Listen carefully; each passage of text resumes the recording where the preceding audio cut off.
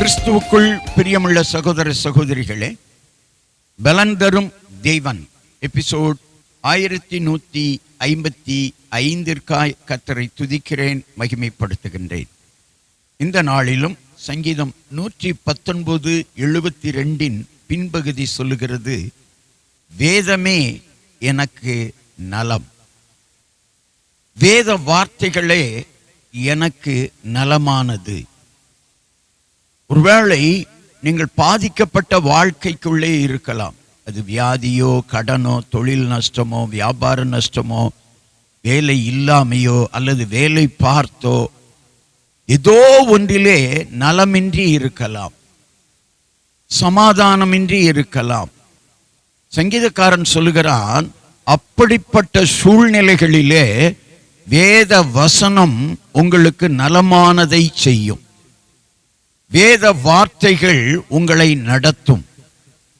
ஆண்டவருடைய வசனம் உங்கள் கால்களுக்கு தீபமும் பாதைக்கு வெளிச்சமுமாயிருக்கும். இதை கவனத்தில் கொள்ளுங்கள். வேத வசனம் ஒரு நாளும் பொய் சொல்லாது. வேத வசனம் பூமியிலே அநேக அற்புதங்களை செய்து கொண்டிருக்கிறது. வேத வசனம் என்றால் தேவனுடைய வார்த்தை.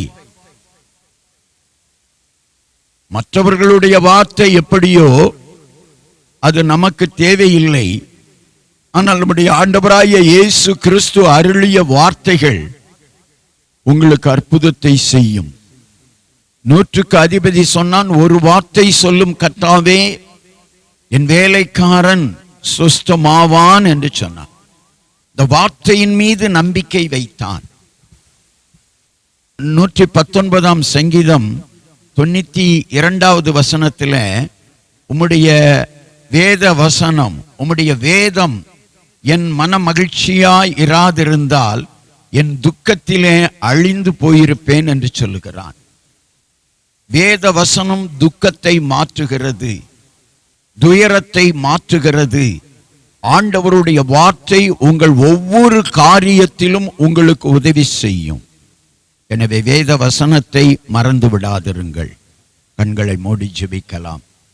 எங்களை நேசிக்கிற நல்ல தகப்பனே, உம்முடைய வேதமே எனக்கு நலம் என்று சங்கீதக்காரன் சொன்னதை போல, இன்றைக்கு யார் யார் நலமற்ற சூழ்நிலையிலே இருக்கிறார்களோ, வியாதியோடு, வேதனையோடு, நஷ்டங்களோடு, ஏமாற்றங்களோடு, சோர்வுகளோடு, மன சஞ்சலங்களோடு, மன பாரத்தோடு வாழ்ந்து கொண்டிருக்கிறார்களோ, அவர்கள் எல்லாருக்கும் உம்முடைய வேத வசனம், வேத வார்த்தைகள் ஆண்டவரை தேற்றுவதாக அமையட்டும்.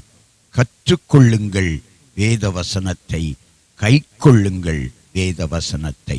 அது உங்கள் வாழ்விற்கு நலமாக அமையும். இயேசு கிறிஸ்துவின் நாமத்தில் ஜெபிக்கிறேன் பிதாவே, ஆமேன்.